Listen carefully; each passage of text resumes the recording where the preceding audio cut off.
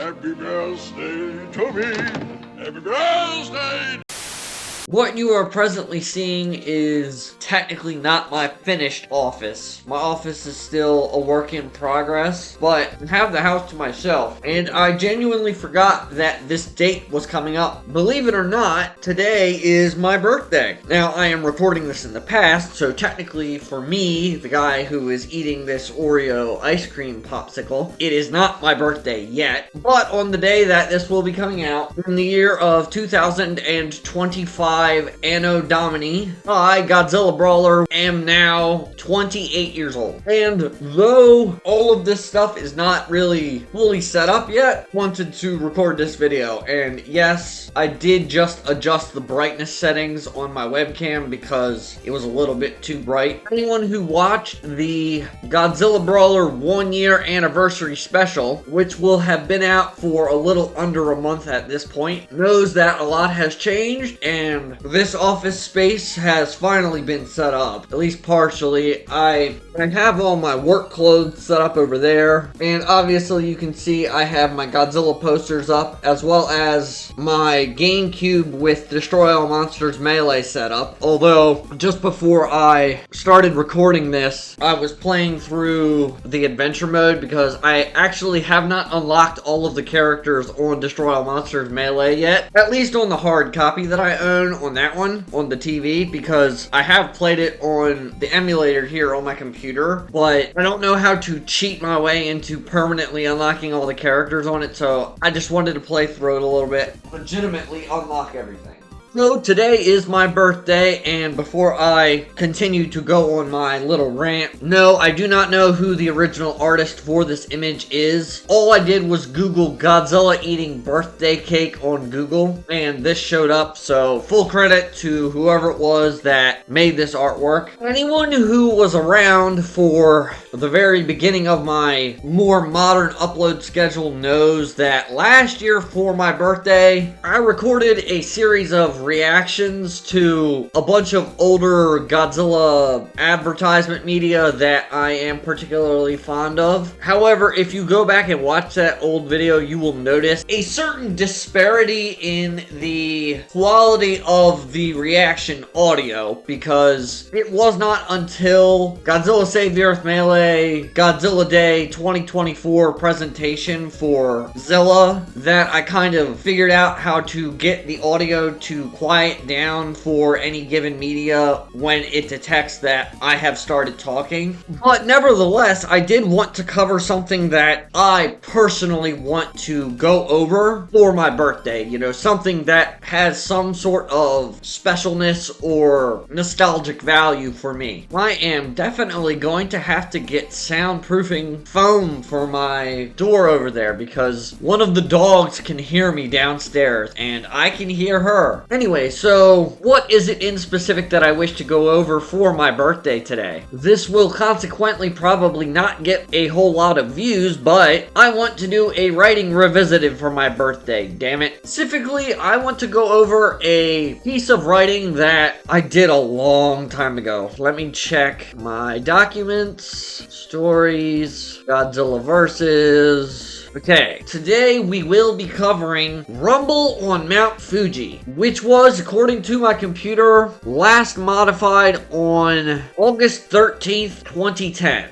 But, as I feel has occurred rather regularly across this sub-series of videos, I do not think that was when the original file was created, because there are exactly 10 different Works word processor document files with that last modified date listed here, so it is probable that the writing in this document is in fact older than that date would suggest, because according to that date I would have been 13 years old when the document was first written, which does not necessarily make sense for the subject matter in question, so let me explain. When my younger brother and I were very young, like 5 years old, 6 years old, 7 years old, old, we had a sandbox at my parents' house, and some number of years before Dad passed, he got rid of it, the sandbox. But when we were little, we loved to play in that sandbox, and specifically, one of the many things that I myself did when I was that age was I would take all of my Godzilla Bandai figures, you know, the 15-ish dollar ones that you could get at Toys R Us, and I would build a mountain of sand in the sandbox, you know, just kind of pile it all up, and then I would take all of my Godzilla figures and I would pose them on top of the mountain of sand that I had just created. And I think it was Dad, although I cannot be certain, who dubbed this mountain of sand in the sandbox Mount Fuji, which is obviously a mountain in Japan, and Godzilla is obviously from Japan. And I guess one of the half dozen or more times that I built a Mount Fuji for all of my monsters to rumble on, I took pictures of it and posed my figures on the mountain in the pictures, and then I took those pictures off of the camera, put them on the computer, and wrote a story about it, which was titled Rumble on Mount Fuji. I imagine every Godzilla fan that has loved Godzilla for as long as I have, i.e. to the point of not even remembering when we first started loving Godzilla, this is a typical thing. It should be pretty obvious, but it has been a long time since I read this document, and unlike normal, I have not proofread this at all. I think I'm going to have it blurred out so that you guys cannot see what it actually says, and the reason for that is this stuff is obviously very closely tied to my own upbringing and my youth, so you can just rest assured knowing that it is pretty badly written. I will edit in the images that adorn this document in the editing process, so you will be able to see what I'm talking about vaguely. You won't be able to read what I'm reading about, but okay, Rumble on Mount Fuji. Okay, it is very interesting already. Not necessarily in that it is good or particularly creative, but I will read this part out loud. Unfortunately, it has nothing to do with the image. One night in Tokyo, a ship is carrying a sushi crate. The captain hears something and gets out his binoculars. Amazed and afraid, he drops his binoculars, saying, "Godzilla!" The ship explodes and Godzilla swims away. As night falls, Godzilla does the usual routine. When the army appears to attack, a retreat tells our big-scaled friend that he has won the war and he goes back to the ocean. So based on that description, this basically sounds like an Elseworlds telling of the opening of Godzilla Save the Earth, because aside from indicating that the ship in question is carrying a sushi crate for some particular reason, blow for blow, this basically plays out like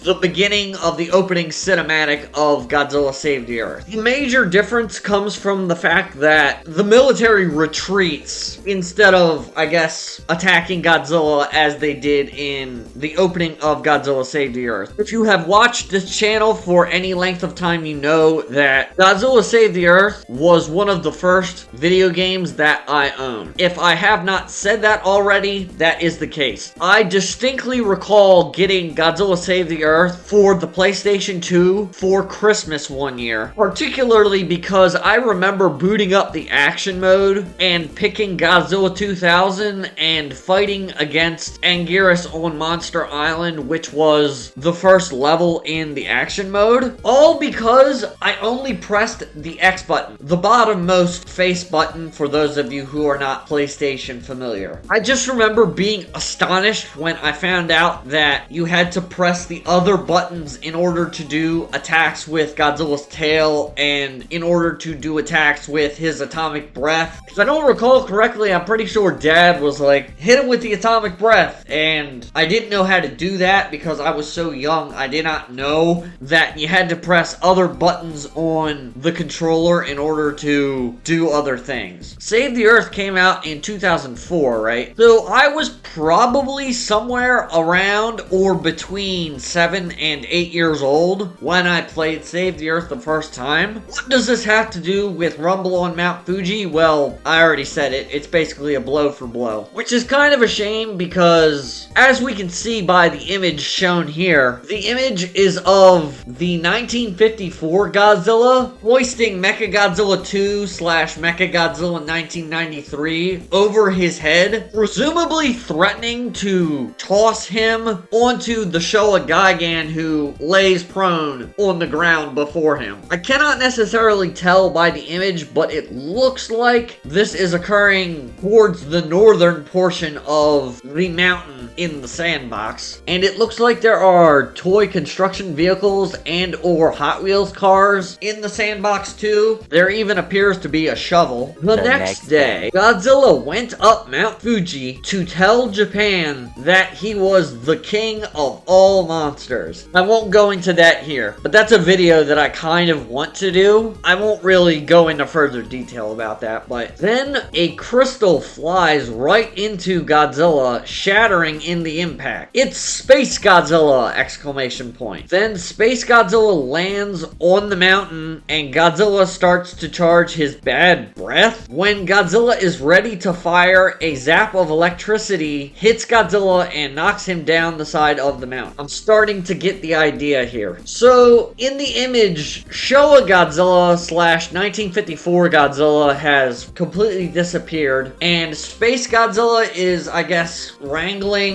Soshingeki Goji / 2001 Godzilla / GMK Godzilla's tail at the top of Mount Fuji, while the 2001 / GMK version of King Ghidorah looks on. And then all the way at the bottom and pretty far away from them, the Mechagodzilla 2 / 1993 Mechagodzilla is just sitting in the sand. I think it looks like he's buried from the waist down. Based on what I'm reading, I think what I did was I just took a bunch of different pictures and wrote a story based on what was visible in the pictures, and I just picked the pictures that looked the best to me. You know, the ones that were the most aesthetically pleasing. Truthfully, the most interesting thing about this image is that if you look in the background, you can see the woodshed that my dad built, as well as the tall grass in one of the fields at my parents' house, which unfortunately has been replaced by rows of corn because mom has allowed a farmer to use the fields for growing corn. But in this image, it is just regular field grass grown high. But this tells me that this was in the spring or the summertime, and that is not really surprising considering that I would have been playing outdoors when taking these pictures to begin with. Space Godzilla flies down to Godzilla to eliminate him. Bam! Godzilla blasts fire at the big monster, blowing him to smithereens. Another blast of electricity comes from the sky. Godzilla is curious as to what is shooting the electricity. King Ghidorah was shooting the electricity. Suddenly, Gigan lands on Mount Fuji and knocks King Ghidorah down. Mothra flies down to destroy all three monsters.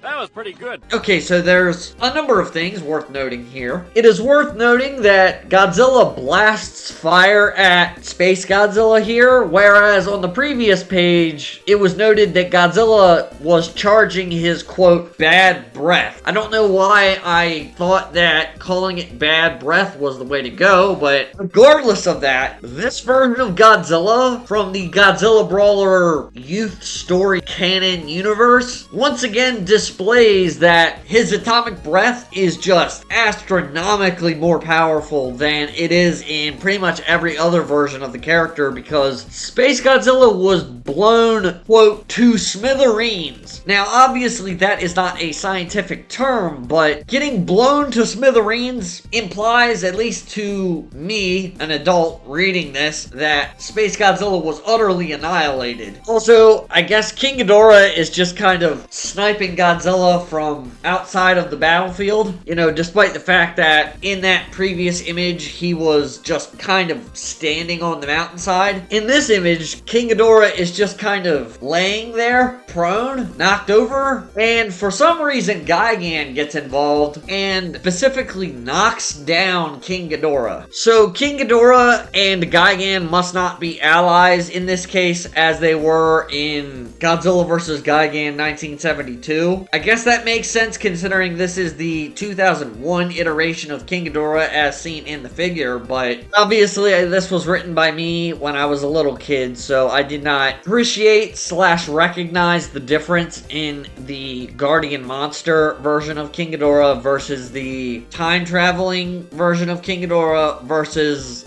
the Destroyer of Worlds Showa version of King Ghidorah. And then Rainbow Mothra just shows up. I mean, obviously, I was playing with toys and I had the Rainbow Mothra Bandai figure, so I probably just figured a way to get Rainbow Mothra into the scene, and like I said, I was writing the story, I think, based on the pictures, not the other way around, so... Also, you can't see it, but I'm pretty sure Rainbow Mothra is up in the air, suspended by 2 tree twigs, branches probably too much, but I was able to use sticks to put Rainbow Mothra up in the air. Once again though, Godzilla has changed. This is the 1954 Showa Godzilla again. So we went from 54 Godzilla to 2001 Godzilla and then back to 54 Godzilla. The most interesting thing about this image is that looks like the children's playhouse that used to be next to the sandbox back at my parents'. It looks like there is something with an American flag in there, and there looks to be a leaf on the ground next to the sandbox. I genuinely don't remember very much in detail about these Rumble on Mount Fuji photo shoots, if we deign to call them that. And then on the last page, Mothra manages to knock down Gigan and King Ghidorah, but as for Godzilla, he is going to show Mothra he means business. Godzilla starts charging his atomic breath. Bam! Mothra turns to fire and explodes, while Gigan and Ghidorah fly away. Godzilla walks down Mount Fuji, having another victory, goes back into the ocean, the end. And once again, in the image, we see Rainbow Mothra and 2001/GMK Godzilla. So, what exactly happened in this story? We recreate / reenact the beginning of the Godzilla Save the Earth intro before Godzilla literally atomic breath atomizes Space Godzilla while getting heckled by King Ghidorah. And then Gigan and Mothra show up, and Gigan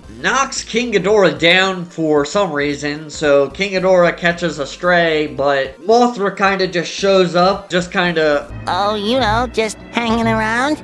Boo! And then Godzilla, I guess, was unsatisfied to just nuke Space Godzilla out of existence and decides to completely and utterly obliterate Mothra as well. And then Gigan and King Ghidorah miraculously do not get disintegrated, but they do not fight each other, so Gigan and King Ghidorah just unceremoniously leave the battlefield. Oh, one thing that I did skip over is that it says, as night falls, Godzilla does the usual routine. So that was on the first page. What a horrifying thought. That Godzilla so routinely attacks Tokyo / Japan that it is just seen as a routine thing. Like, I know that's kind of stereotypically how the franchise is perceived by people, but that's kind of crazy that that was how I went out of my way to describe it as a child when I originally wrote this story oh so many years ago. Thoughts. Summarization. That was a very incoherent piece of writing. I have definitely come a long way in the 15 or 20 years since I originally wrote this document. Honestly, the biggest takeaway that I got from reading this has nothing to do with the actual writing itself. It's kind of crazy, but when I was a little kid, like 3, 4, 5 years old, according to my mother, I was a very outdoorsy sort of child. I really liked going outside, and you can tell tell from the mere fact that this story was built off of me going outside to the sandbox and building Mount Fuji, that through until when I wrote this story, if we can call it that, I still had a little bit of that in me. I have that dog in me.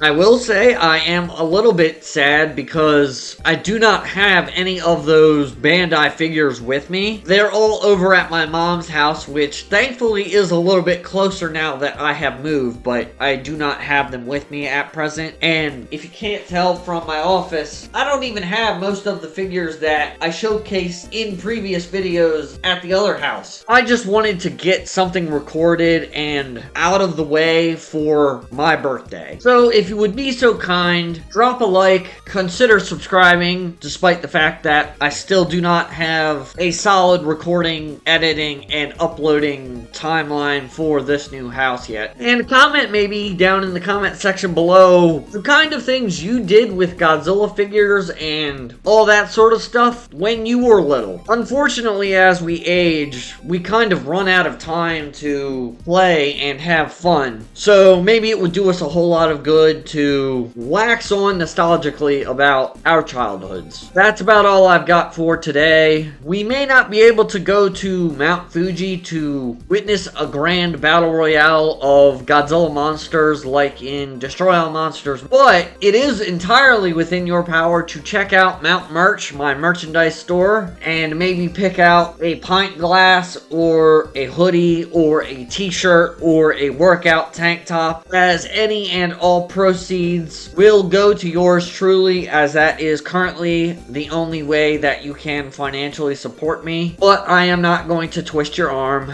I hope you guys enjoyed this video, and if you did, I merely ask that you take it easy. I hope to see you in the next one, and I will catch you on the flip side.